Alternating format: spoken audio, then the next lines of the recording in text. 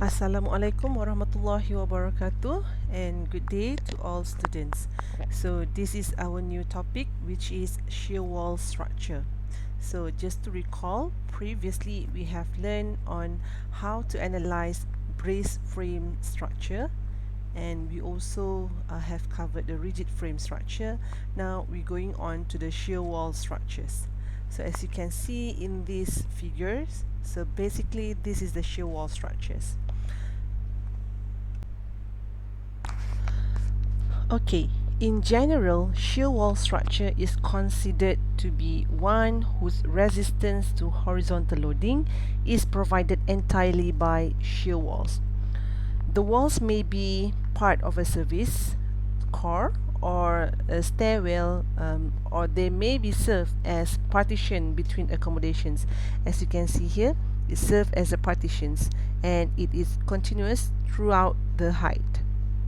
And usually in the middle, when you have locate your shear walls in the middle, and here normally where you allocate your service like elevators, staircase, and etc. So as I said, the shear walls usually continuous down to the base, to which they are rigidly attached to the base, and it forms like vertical cantilevers. Therefore, the shear wall, as you might know, okay, they are often either in L, so you can see this is L shape, okay, L shapes, or it can be in T shapes. So here you don't have a T shapes here, okay, and then you can have like I shape. So this is the I shape you have, and then you can have U shape type of shear walls. So examples of or maybe I can show you one more plan view. Okay, this is the plan view where you can see usually the shear wall will be arranged something like this.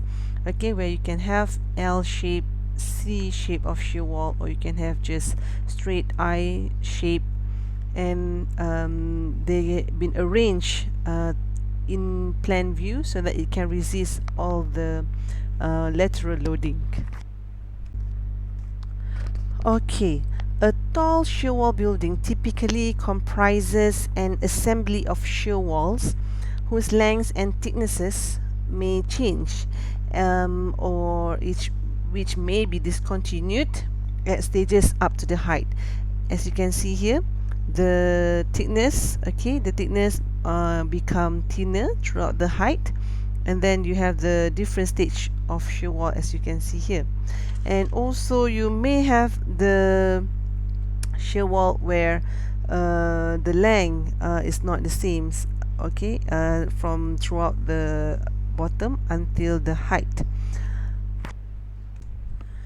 So when you have these types of shear wall where you don't have the proportionate shear walls, and you can see here you have the regions, and here there is a setback a little bit and then setback, but here you have only one setback and then it's continuous upward, and here you have a different thickness. So what makes a difference when you have all these variations? So the effects of such variations, as you can see here, the such variations can be a complex redistributions of the moment and shears between the walls with associated horizontal interactive forces in the connecting girders or slabs. So when you have the slabs or girders which is connected to the shear wall, it can cause complex redistributions of the moment between the shear wall and the beams or slabs or girders that attach to it. Okay, so therefore, to understand the behavior of shear wall structures, it is useful to categorize them.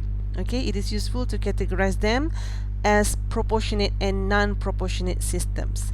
So as you can see in this figure, okay, a proportionate system is one in which the ratios of the flexural rigidities of the walls remain constant throughout the height, which is you can see here. This is what we call as a proportionate systems, as the ratio, okay, is proportionate, which is I1A, okay, where I1A, and then over I2B, is proportionate to I1B to I2B, and also equivalent to I1C to I2C. Okay. Meanwhile, for the non-proportionate, as you can see in this figure, okay, the non-proportionate shear wall where the ratio of the wall's flexural rigidity are not constant up the height, okay, you can see 1C over 1 2C is not equal to 1 1B to over 1 2B. They are not proportionate. The ratio are not proportionate. So in this case, at levels where the rigidities change, okay, when you have the rigidities change of the redistributions of the wall shears and moment will occur. So you will have the redistributions of moment at this particular point. You need to do the redistributions with what we can say corresponding to the horizontal interactions in the connecting members. So when you have a connecting members, it will have the horizontal interactions and the possibility of very high local shear in the walls. So therefore, non-proportionate structures are statically indeterminate and much difficult to visualize in behavior to analyze, compared to when you have a proportionate structure. So this one usually is an indeterminate analysis types of cases, and here is you can use like a simple statically determinacy to allow the analysis to be made by considerations of equilibrium with the external moment and shear on the non-twisting structures be distributed between the walls simply in proportion to their flexural rigidity. But this case is different. This case usually you do requires the indeterminate types kind of analysis. So in this overall chapter, so what can I say is in this chapter you're going to learn a hand method of analysis in presented for non-proportionate non-twisting structure, and however for the non-proportionate twisting structure usually you will analyze by computer analysis. Okay, just to get a general idea, what I'm going to say is that for shear wall structure,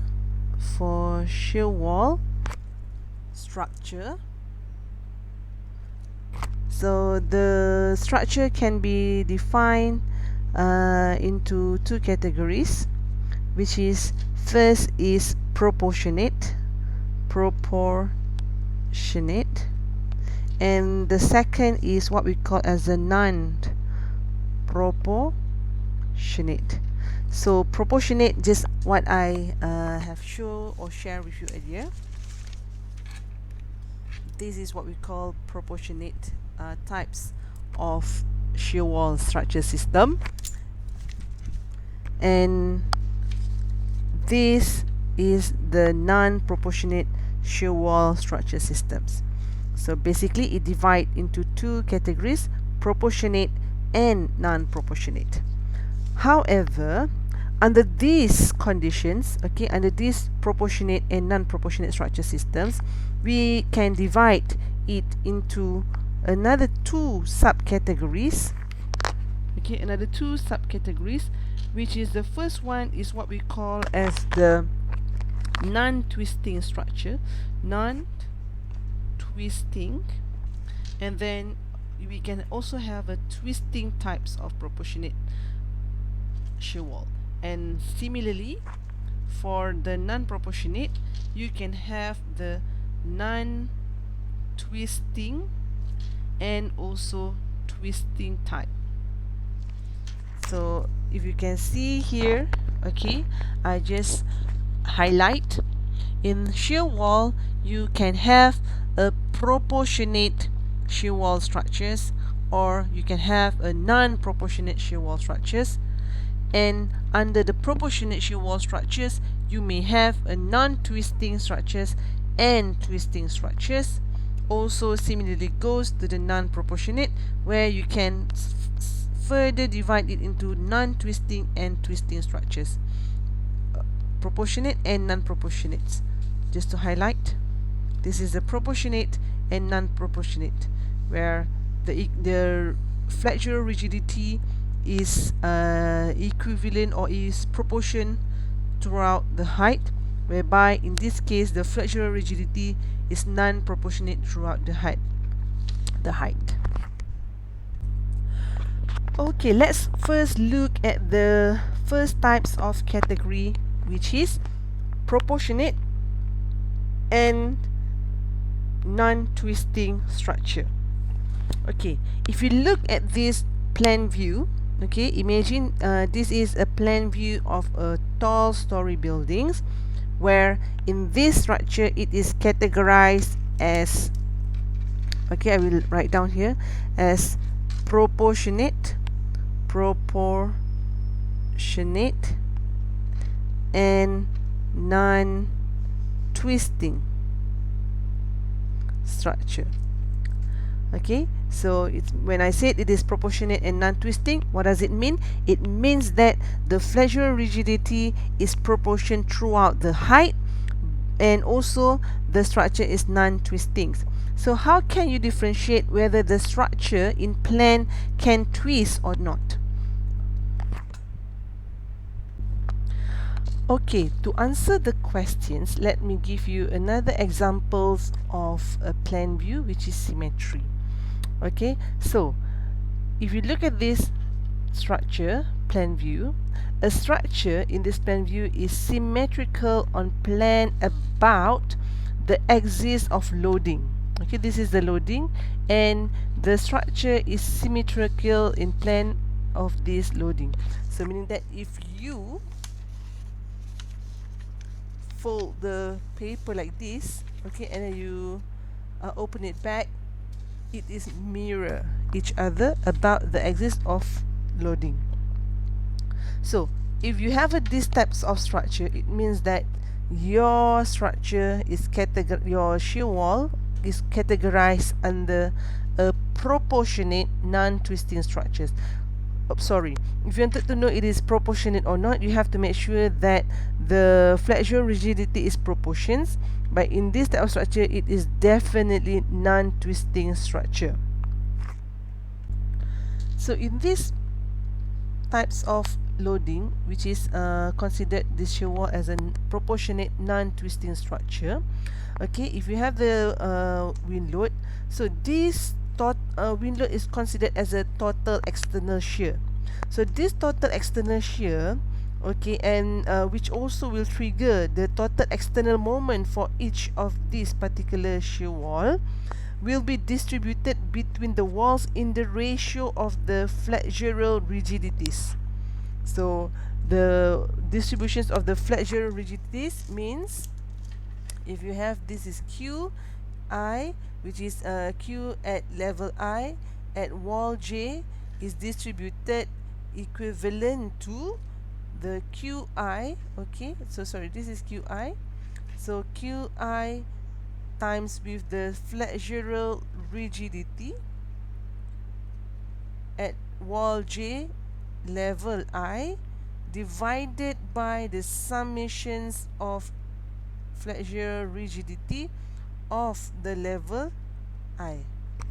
So meaning that this is how the shear will be distributed for each of the walls. Okay, and this Q means is come from the wind load.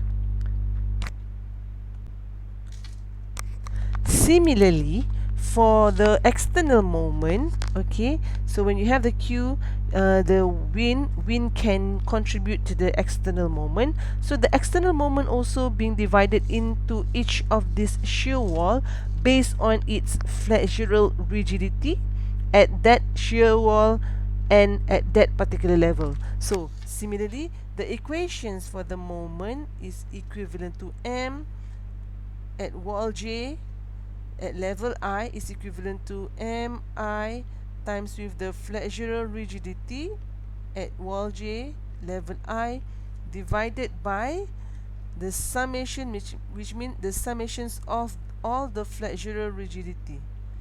Okay, sorry, EI. And for your information, for a types of proportionate non-twisting structures, for example, in this case, proportionate non-twisting structure, there is no redistributions of shear or moment at the change levels and no redistribution interactive forces between the walls. So this is how you distribute the moment and the shear, which is this is the wind load, if you are dealing with a proportionate non-twisting structure. Okay, now let's look at this plan view of the structure. So if you look here, this is considered as asymmetric structure with wall parallel to loading. So this is the load which is in the green color, okay, and it is asymmetric. Okay, if you can see in the plan view, if you fold the A4 paper, so it will not mirror in each other about the axis of the loading. So therefore, in this particular structure, we can say that it is not symmetry on plan about the axis of loading will generally cause the twist of the structure. So for this particular structure, in a proportionate shear wall structure, the twist under the action is caused under the actions of this horizontal loading. So if you have this load acting in that directions, and when you calculate the center of the centroid of this axis, you can see that the x bar is here, where the center of twisting is here.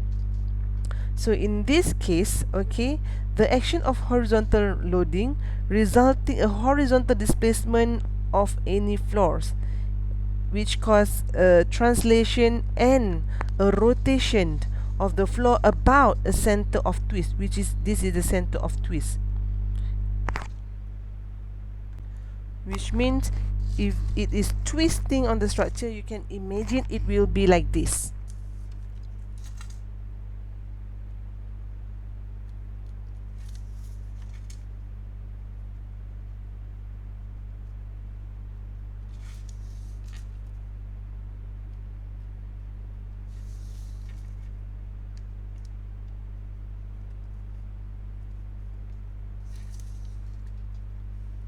So you can see whereby the structure is twisting, okay, about the center of twist, which is at this middle, and then because the load is here, okay, and it will cause the twistings of the structure. So for this particular case, the x bar can be calculated similarly as how you can calculate the flexural rigidities of the shear walls. So x bar is calculated by taking the summations of the flexural rigidity I x, okay, about the x because the loading of the axis, okay, x at level I divided by the total flexural rigidity about the level I, in which EI and EIX are respectively the sum of the flexural rigidities and the sum of the first moment of the flexural rigidities about the origin for all the walls parallel to the y-axis at level I. So let me write here so that you will not forget. Let me write with another colors. So this one is the sum of, okay, flexural rigidities about the origin,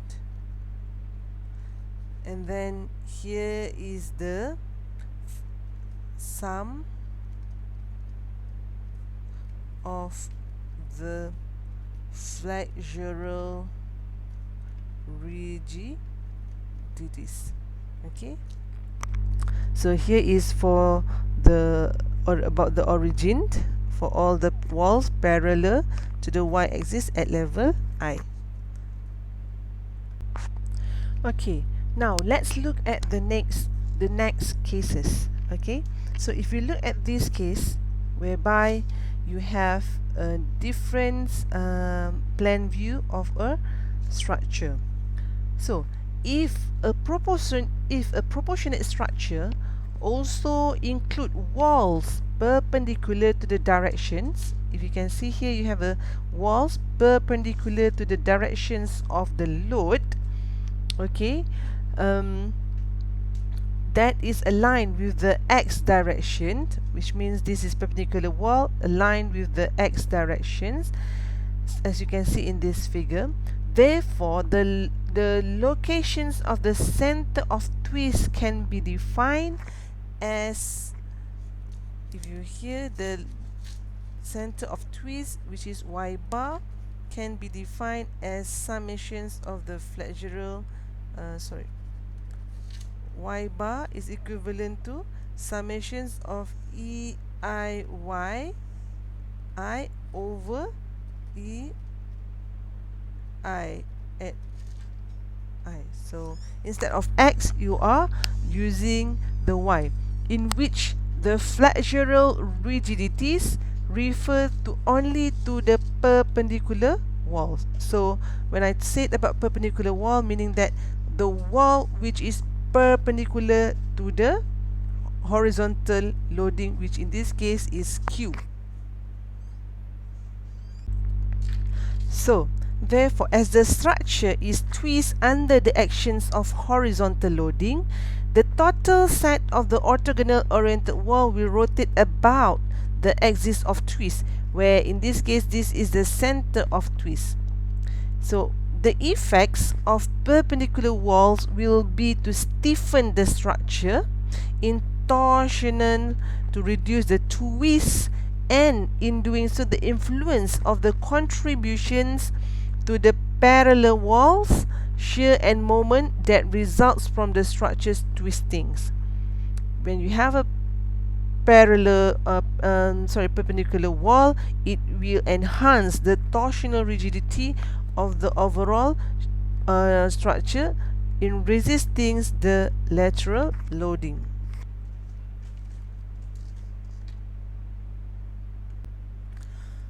Okay, so just now we have looked at different arrangement of the shear wall structure, which can some of it will not cause twisting on the plan view of the structure, and some of it have a possibility to give a tendency of the torsional twistings in the plan view of the structure.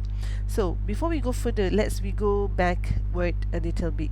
Okay, so in this particular case, if you look here, usually in a proportionate structure, the center of twist, which is measured here by x bar, which you calculate by using this equation, okay, what we call as the center of twist, and the shear center, which is you normally calculate by using this equation, which we have calculated in previous chapter for cantilever method.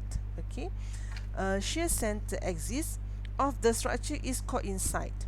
So what I'm saying, it's coincide because if you look by using this formula, you calculate for the x bar and you get x bar equivalent to this distance. Okay, and if you calculate the I or shear center, you may find out that the distance, which is when you get the C1, C2 and C3, okay, and it will give the distance where the I is equivalent at the same point in the center of twist. But this is only happen if you are dealing with a proportionate structure.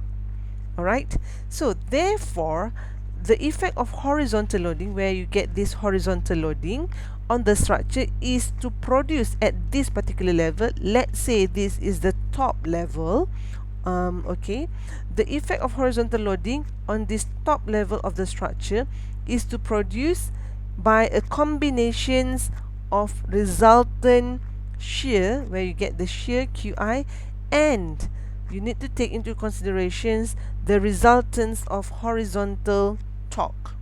Okay, so meaning that in this particular case, your distributions of loading is equivalent to is the combinations of the, let me show you this. Okay, is the combinations of resultant shear QI plus with the resultant horizontal torque, which is Q, a product of QI times with the eccentricity, where QI is the resultant shear and E is the eccentricity from the shear center. So here your eccentricity is this from the shear center. For this particular case of structure, okay, so the shear therefore will be distributed to each of this wall by using these equations. Okay, alright, so the resultant shear in any wall J, so if you look here, you have wall, J is represent wall J, so this is wall 1, wall 2, wall 3, wall 4, etc. Okay, at level I is calculated as these equations. Okay, so you need to have a product of resultant shear alone, and at the same time you do need the product of resultant shear times with the eccentricity, which is calculated from the shear center. And this is for a proportionate structure, for proportionate twisting structure. Okay, so the same goes for the expressions for the moment in wall J at any level I. So it also in the product of where you have MI and whereby you have the torsional effect, where you need to multiply the moment, external moment, with the eccentricity. So, and here is the flexural rigidity ratio for a wall J at level I divided by the flexural rigidity of wall I, and here is the flexural rigidity of the shear center at wall J at level I divided by the summations of the shear center at level I. Okay class, earlier we have learned whereby you have a plan view with only having a wall which is parallel to the wind loading or the horizontal loading, but for this particular wall we already know that by calculating the distributions of QI and external moment is by using these equations for the moment. And why we have this second term back there, because as I has explained earlier, for this particular conditions, okay, the center of twist is coincide with the shear center of the wall for the proportionate twisting structure. Alright, so what happened if you have another case where I have explained to you earlier, in which the case of having a perpendicular structure, for instance like this. Okay, when you have the perpendicular wall which is perpendicular to the wind loading, so in this particular case the way how you distribute the horizontal loading and the external moment is different, and the difference is you need to change, okay, you need to change, for instance, if this is the way, if you calculate for shear for the wall which is parallel to the wind load, but for the wall perpendicular to the wind load, this second what we call it, this second terms in this equation is replaced or modified to include the effects of the parallel and the perpendicular wall. So how are you going to do this? Okay, if you look here, okay, I have made a note for you. All right, in the case of the perpendicular walls, The shears and moments in the parallel wall must then be modified too. So here you have summations of the second moment of the parallel walls, flexural rigidities about the center of twist, plus with second moments of the perpendicular walls, flexural rigidity about the center of twist. So D means is a distance. If you can see here, it is a distance. Okay, D is measured a distance from this center to the, sorry, this is Y, this is Y1. So let's say you have another vertical, so this is Y2 and so on. And if you have D means from the centroid, you are calculating, this is D1, and for this one, this is D2. Okay, all right. So here you need to replace the second term of the equations in the shear. You need to replace with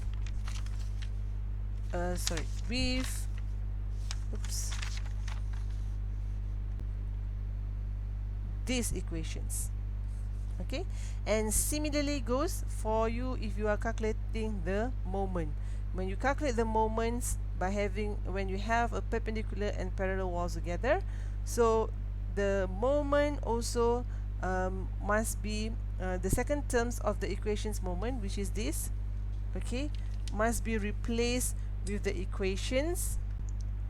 Similarly, when you calculate for the moment, when you have the parallel and perpendicular, so you need to include in these equations for the second terms of the equations, which is these equations. Okay, these equations, okay, this equation is replaced with these equations. Okay, so far we have learned and I have explained about the behavior of the proportionate shear wall structures. So I have been explained about non-twisting and also twistings, how you're going to distribute the external moment if your shear wall is considered under the proportionate non-twisting structures, and how if you're going to distribute your shear force and also the external moment if your wall is considered as a proportionate and twisting structures. So now in the next lecture, I'm going to tell you about the behavior, how you're going to distribute the behavior of the shear wall structures, which is categorized under non-proportionate, non-twisting, and non-proportionate and twisting structure. Okay, so if you look in this figure, this is an example of non-proportionate plane symmetric structure. Okay, why it is non-proportionate? If you can see in this case, this is the shear wall 1, this is the shear wall 2, and this is the shear wall 3. So basically in plan view they are symmetrics in plan because you have the similar wall type 1 here and also type 1 here. You have type 2 here, you have type 2 here, and the same goes for type 3. But it is considered as non-proportionate because of the flexural rigidity ratios for each of the walls are different. If you can see, the flexural rigidities throughout the height for shear wall 1 is similar, while the flexural rigidities for shear wall 2, they have a setback a little bit, or what we call as the interchange level. And similarly for shear wall 3, you have a 2 interchange level, which make the flexural rigidity between 1, 2, and 3 are different. Okay, so when the systems of wall is subjected to horizontal loading so that the structure deflects and possibly twists, the rigidity of the floor slab constrains the dissimilar walls to deflect with similar configurations, thereby introducing horizontal interactive forces between them. Okay, the horizontal interaction plays a significant role in redistributing the shear end moments between the walls. So how are we going to distribute the moment and shear for the case of non-proportionate and non-twisting structures, which is these types of structure considered as a non-proportionate, non-twisting structure? Okay, so this structure is considered as a non-proportionate, non-twisting structure because you can see in the plan view there are symmetry, but the proportions of the flexural rigidity for shear wall 1, 2 and 3, they are not proportionate. So in this particular non-proportionate, non-twisting structure, the way how can we analyze is by it is possible for us to analyze using a plane frame analysis. And apart from using a plane frame analysis, we can carry out a hand method. However, the hand method can also easily be programmed by using Excel for a very small programming computer. And the hand method, okay, what I'm trying to say is that the method is which is also considered lengthy, and to show or to explain how the method being carried out that you can do for this non-proportionate and non-twisting structure, I will show you together with the illustrated examples. Okay, so this is the examples for determine the moments for the non-proportionate, non-twisting structure. So if you read at the questions, okay, you can write the questions together while watching this video. So consider the structure shown in this figure. Okay, I will show you the figure later, which consists of 23.5 meter stories with a total height of 70 meter. Okay, the 5 shear walls include 2 symmetrical pairs and a central core. 2 change levels A and B divide the structural into 3 regions. So if you look at the pictures, it's like this. Okay, which means the structure have what we call it, it is 2 symmetrical pairs, therefore it is non-twisting. And then the structure has a plan view, and it has 2 interchange levels. So if you look here, you have 2 interchange levels. So I would like to share to you the illustrations of this example. Okay, as you see in this figure, you can see there are altogether 20-story buildings where it has the interchange level at level A, and then you have another interchange levels here. So this is the base of the structure, and the wind pressure is 1.5 kilonewton per meter squared. So you can see 6 stories at 3.5 meter, and you have 1 change level. And then you have 7 stories at 3.5 meter, then you have another change level. And the last one, you have 7 stories at 3.5 meter. Okay, to give a more clearer view of the examples, as you can see, this is the plan view. The plan view where you have the type 1 wall, type 2 wall, and you have the central core, and then here is the mirror because the asymmetry. So if you look at the 3D view, you can see that the type 1 wall over here is having the sections like this. Okay, and for this wall, it has like this, the shear wall, which is wall type 2. And if you're looking at the central core, the wall is like this. Okay, that is for the central core, and the other side is the mirror. So you can see they are having a change level at the same what we call it, at the same level for all the structure.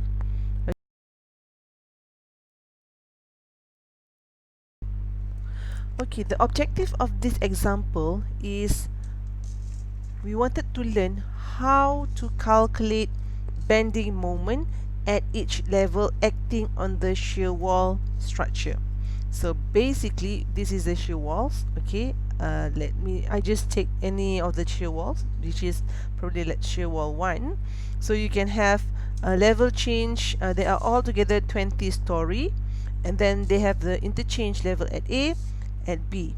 So you need to calculate what is the moment, okay, that transferred or being distributed at each of this level on the shear wall. So meaning that you need to calculate what is the moment here on this level, what is the moment there, what is the moment there, what is the moment there, and throughout the height. So how are we going to do this?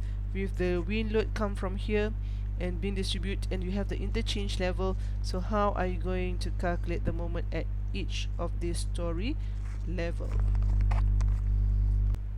So the first step in this example is to calculate external moment. So here's some notes that I have made it for you. In this example, the structure is symmetrical on plan about the axis of loading, therefore will not twist. For this case, okay, that is symmetrical on plan about the axis of loading. So the total external shear at any level is given as this. So this is the total shear at any level, and this is the total external moment for any level. So to do so, before we can find the distributions of the primary moment and so on, so first we need to calculate moment at level A and at level B. Okay, so this is the plan view. So you have a 1.5 kilonewton per meter squared come from these directions, and then you have to calculate. So 1.5 kilonewton meter times 40 meter, which is this length, the width of the building. So you get 60 kilonewton per meter, and you divide by 2. Okay, so you get 30 kilonewton per meter acting each half of the structure. So meaning that you can have 30 kilonewton acting at each half of the structure. So meaning that this one 30 kilonewton meter from this half, and another 30 kilonewton meter from that half. Okay, so as we have calculated that we have 30 kilonewton per meter acting each half of the structure, so you can see at level A, which is this level A, and this is level B. So level A, if we recalculate, the height is at 45.5 meter, whereby level B interchange occur at 21 meter above the ground. Okay, so in here you can use the equilibrium equations. Submission moment at A, which is clockwise positive, so you have the 30 kilonewton meter comes from there, times with 70 meter minus 45.5 meter to get only this, times with 70 minus 45.5 divided by 2. So here you get 9004 kilonewton meter, which is the moment acting at the interchange level. Similarly, go to the moment acting at level B, which is moment, you take positive moment, so you can see 30 kilonewton meter times with 70 minus 21, okay, times with 70 minus 21 over 2, and finally you get 36015 kilonewton meter at interchange level B. So once you have calculate the external moment, okay, once you have calculate the external moment, so I will suggest you to record the data into a table form. Okay, so after you have calculate the moment, the external moment acting at the interchange level. So basically I have done this in Excel. So you can see the level is from 0 up to 20 meter height. So we know that the interchange level occurs at level 45.5 meter and at 21 meter. So to calculate the external moment acting on the structure, in these examples what I'm going to show it to you is how to calculate the external moment, how to calculate the moment acting on the change level, which is at level 13, and how can you calculate it at level 14 and level 12. Similarly, for the change level at B, how can you calculate moment at level 6, and how can you find at level 7 and level 5, because the rest of the moment is just repetitive, the process. But here is quite tricky, because you have a different or change level occur at this particular point. So that's why in this example I will show you how can you calculate the moment at the change level, and 1 story top and 1 story bottom. So to do this, I extract this area.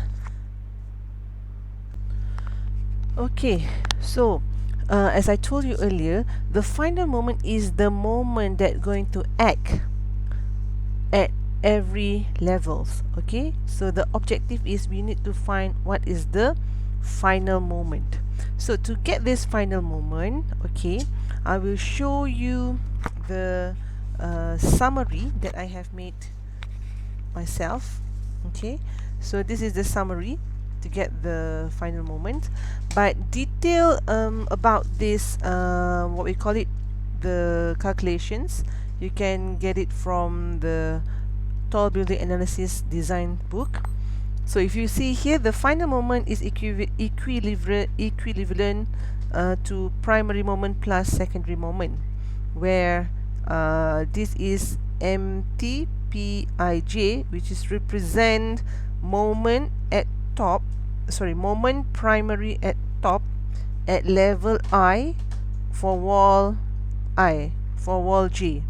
And here is the how are we going to read this? Moment primary at bottom for level I at shear wall J. So for you to get this moment, it is equivalent to this, where you need to find what is your flexural stiffness distributions at top for wall, the one that you analyze, and what is the flexural stiffness distribution for the bottom for wall that you analyze, and multiply with the external moment. In other words, it means that the primary moment acting on that particular level must be distributed accordingly to the flexural distribution above top of the level and bottom of the level. So let me show you one examples here.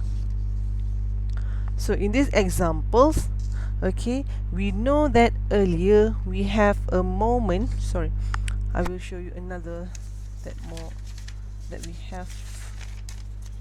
Okay, so in this example, okay, you can see that at level A, okay, you have 9,004 kilonewton meter, which this is the external moment acting at this point.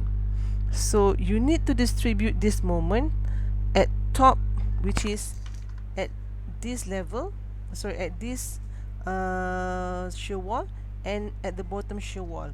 Why? Because at this point you have the interchange level, and you need to distribute the moment 9,004 kilonewton meter equally based on its flexural distributions to the top of this shear wall and to the bottom of this shear wall.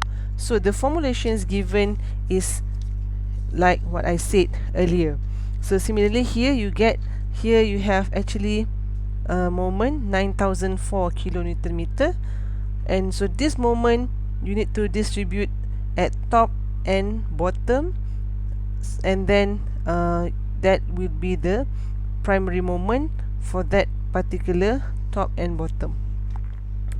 Okay, so the equation as shown to you just now, which is this is the equations.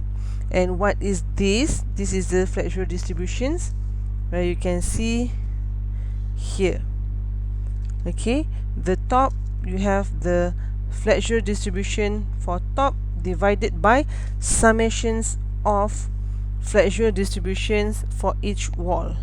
So in this particular case, you have 3 walls. So if you look here, this is the flexural distributions at top for shear wall J divided by the summations of the all flexural or second moment of area for wall J. So what does it mean is that you need to calculate what is the second moment of area for this wall, okay, and then divide it with the total second moment of area of all these 3 walls. Okay, and then for second moment, okay, for second moment or what we call as the secondary moment, for the secondary moment, the way how you calculate it is quite lengthy because you have the secondary factor beta here.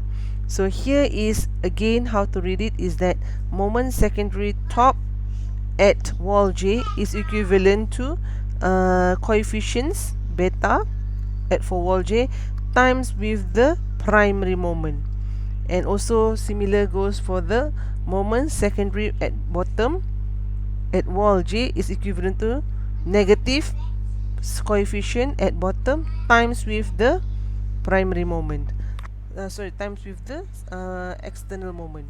So for this, here are the equations, okay, where you need to find what is the alpha x, and all this is the coefficients for you to get the value. And for these coefficients, where PTSJ is equivalent to this, which is the distributions of the second moment of area plus with the total second moment of area for wall J at top and bottom. So similarly goes for this one. Okay, this one similarly goes to this one. And alpha x, okay, you have another one parameter which is alpha x, and how you're going to calculate alpha x is this summations of delta kxj, which is j is referred to the shear wall. Okay, so I'm sure you will be confused when you look at all these equations, because they are just equations. So let me now shows you how we can apply these equations so that we can finally get the final moment. Okay class, to start with finding the final moment, okay, as I said earlier, you need to come up with table, because in that table you need to find all these parameter, which is the mx is the external moment, and then you need to find what is the coefficients or what we call as the distribution factor, and here is the coefficient for the secondary moment, and we also need to have this coefficient as well. And then we need to have what else we need to have this coefficient as well, okay, and also this. So in here I did the solution by using Excel, so it's up to you. You can use Excels or you can use your own hand calculations. However, the complete calculation I have attached in our Google Classroom, but in Excel. Okay, this is the first table that you must have, which is external moment, primary moment, secondary moment, and final moment. So the moment that you need, oh sorry, this 000, because I forgot to delete it in Excel. There's still a formulation hidden. Okay, so you need to find what is the primary moment, secondary moment, and final moment. And external moment you already calculate it actually. So then at least this is optional, but I just did it because I just want to know at which point I'm calculating the external or final moment. So now I know that I'm calculating at change level A. So this row will be A top, this will be A bottom. So let me now calculate what is the external moment. Earlier we have calculated, let me insert the value here. As has been calculated earlier, so the external moment for level A is 9004 and here is 36015 kilonewton meter. So I will record this in this table. So now let me write it down for external moment. So external moment, so now let me write it down at external moment. So here we know that it is 9004 kilonewton meter, so unit is all in kilonewton meter. Okay, and then at A bottoms, okay, also 9004 kilonewton meter for external moment. Okay, 9004, which is you are calculating at this level, 9004. And then for this level, which is at level 14, I did not show in this example, but you can calculate by yourself by using all the equilibrium equations.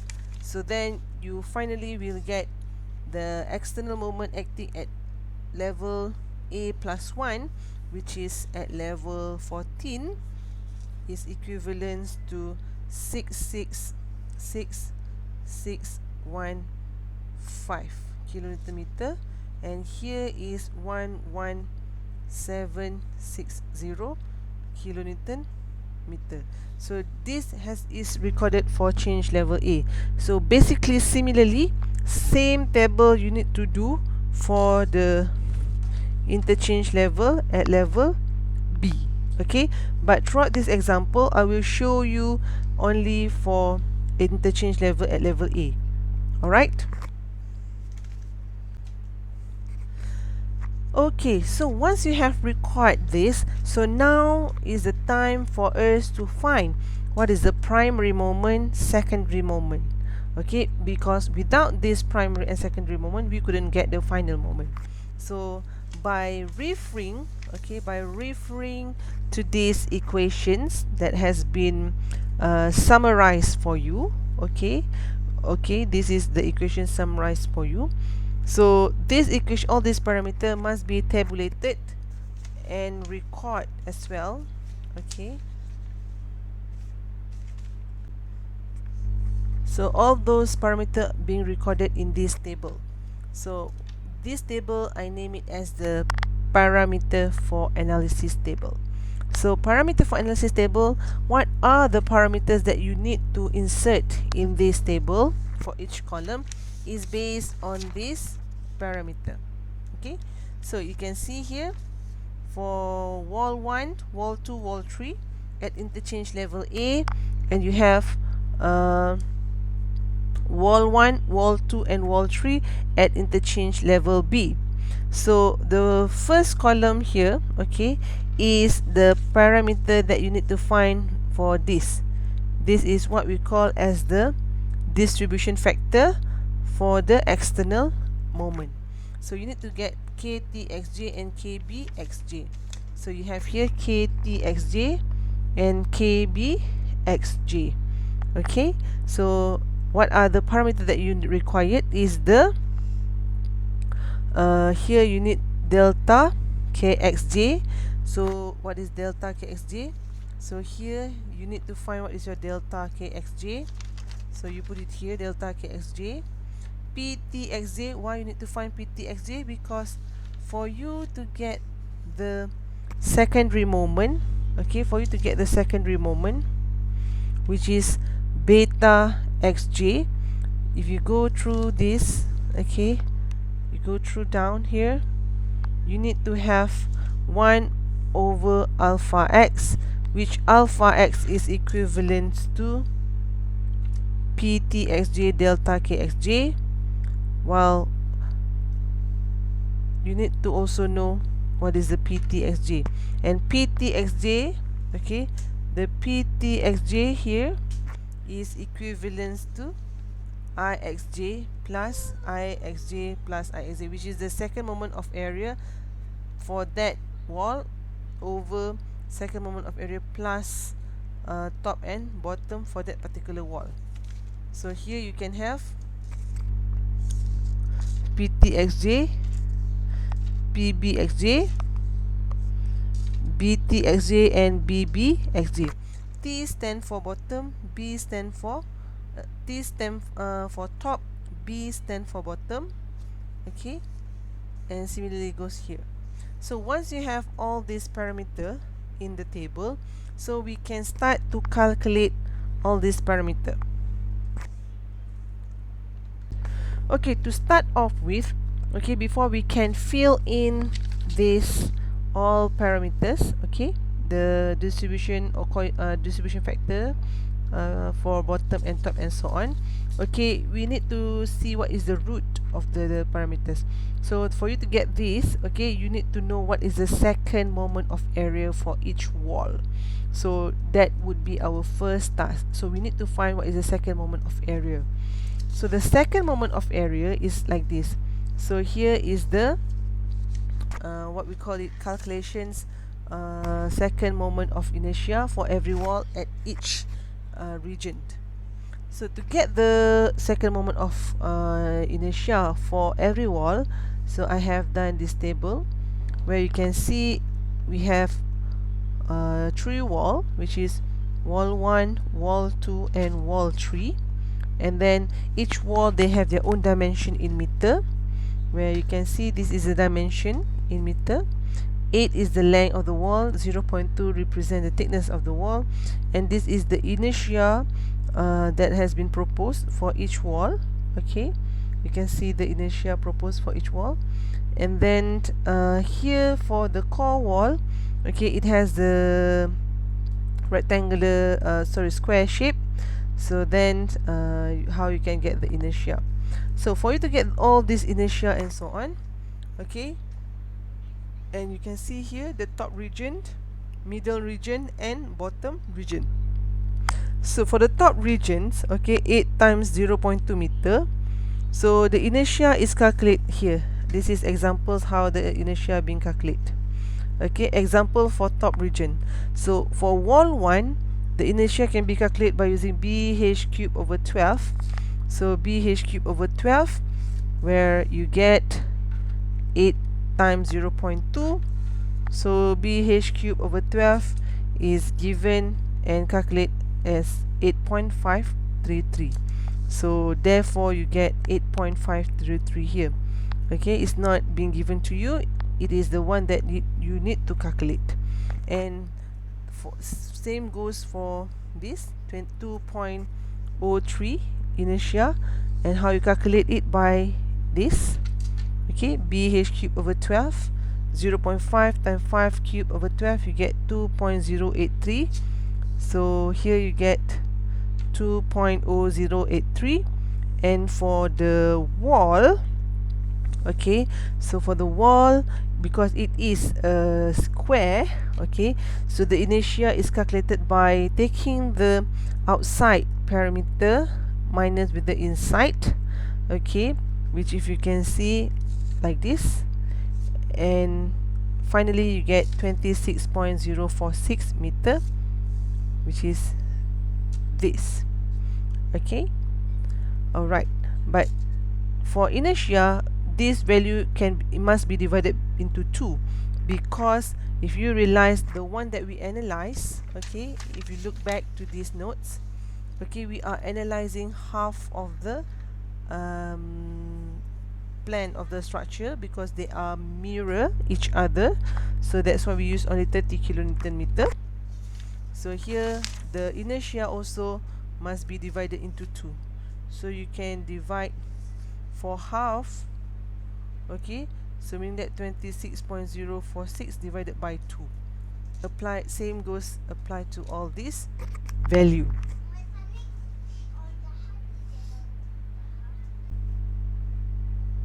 Okay, so once we already calculate the inertia for all the shear walls which has been tabulated in this table, Okay, you can refer to your note tabulated in this table.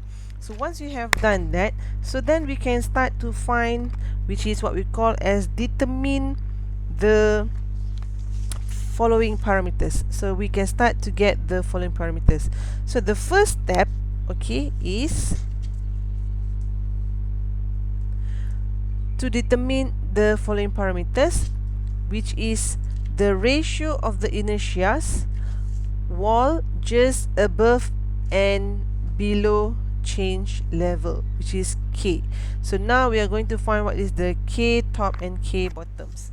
So for the K top and K bottoms, okay, you can refer to this, okay, where K top and K bottom you can calculate by using these equations. Okay, here if you read carefully, determine for each wall J at each change level X, the parameter is K Tx equivalent to the I divided by this, okay, as I said earlier, the I top divided by Ixj, and for bottom is the I bottom Ixj. So for this you need to calculate. So for you to calculate, okay, I give you here, so I top and I bottom. So let's now, okay, we find for example wall at change level A, so then we calculate for the top. Okay, so you can see at the top, okay, the inertia is 8.533 for wall, 8.533 for wall 1. Okay, so the distributions of the shear and the distributions for shear and moment, okay, is divided equally based on this inertia. So how you're going to do that is like this. Okay, so let me show you here. So how are you going to calculate the distributions of the moment acting? So you need to know what is the inertia distributions. So meaning that for K T X J, okay, which means at top regions, okay, this is top region, K T X J is equivalent to inertia, what is the, okay, I top X J divided by summations of I tops X J. So meaning that for all wall. So what does it mean is that if you look here, it means that in this case, so I, which is the second moment of area at tops for wall J, so in this case wall 1, okay, is 8.533 divided by, okay, so summations of second moment of area at top region, okay, at top region for all wall J. So meaning that how many walls do you have here? You have wall 1, wall 2 and wall 3. So here you need to divide by 8.533 plus 2.083 plus with, okay, so here is you cannot use 26.046, and this is because it is for the whole square plan view. So what you need to do is you need to divide 26.462 divided by 2. So what you get, 26.046 divided by 2, you will get 13.023. So plus 13.023. So here when you calculate, you will get 0.361. So when you get the 0.361, you can record it for wall 1, okay, the KTXJ is 0.361. Okay, I will show you another examples.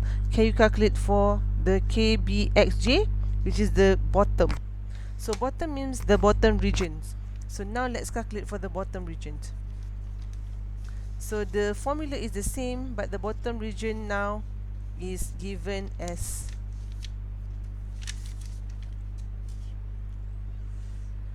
this. This is the bottom region and this is the top region. So this is the bottom region. So for the bottom region, okay, the same formulation you can use, but now we are calculating for wall 1.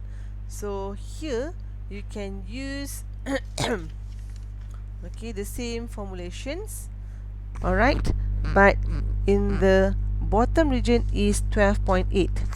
So you have K bottom xj equivalent to I bottom xj summation I bottom xj. So here is equivalence to, which is your I bottom, okay, 12.8, okay, middle region. So here 12.8 divided by, so how many walls do you have here? Okay, you have 1, 2 and 3 walls, isn't it? So 12.8,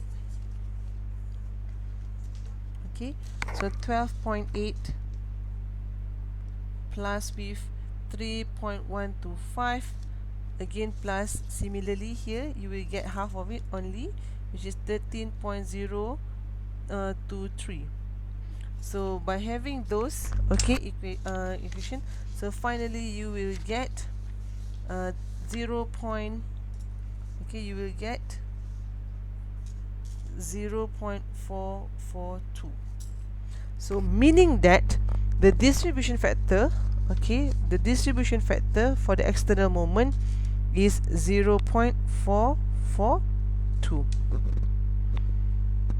Okay, so then, and at the moment you already have what is the distribution of the primary moment at top and bottom. So you can calculate, okay, for wall 2. So how are you going to calculate for wall 2? Let me show you the example.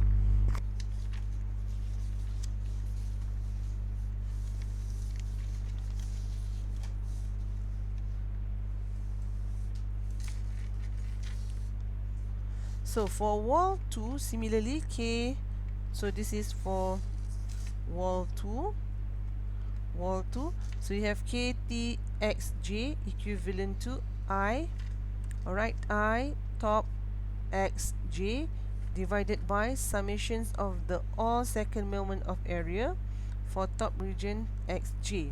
So now you are calculating for distribution factor for wall 2.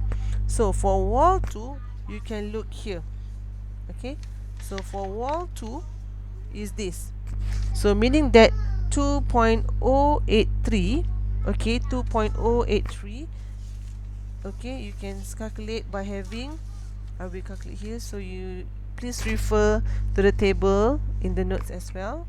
So you can have 2.083 divided by 8.533 plus 2.083 plus with 13.263, isn't it?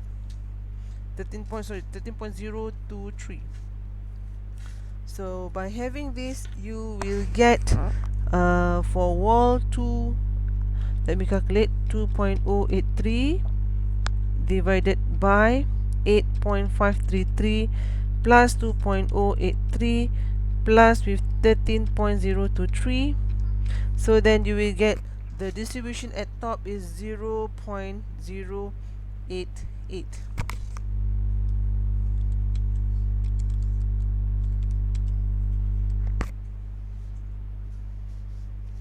So the same way you can calculate for the bottom, which means this is the bottom for wall 2, 3.125.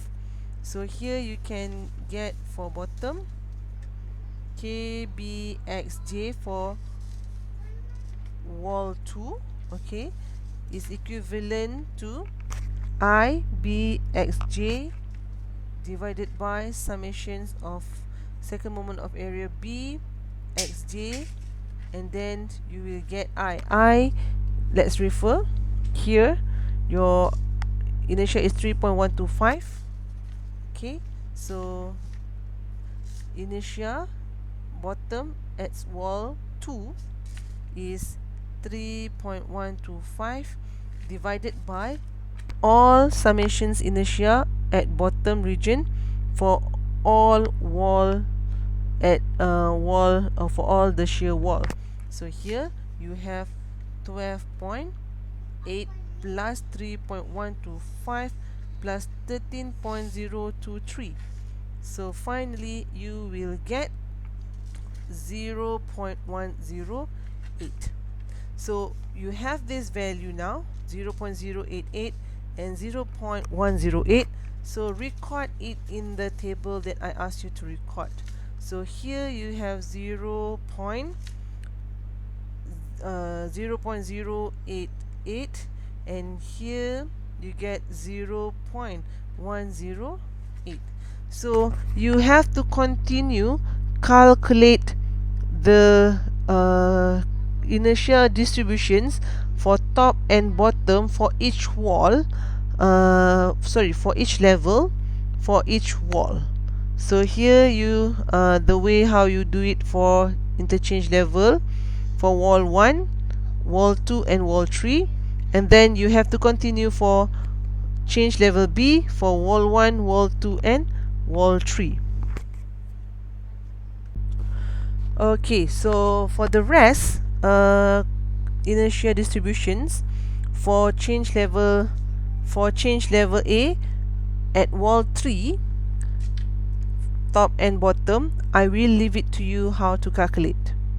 Can you calculate it now? And also for change level B for wall 1, 2 and 3, I want you to calculate yourself. Please calculate it now.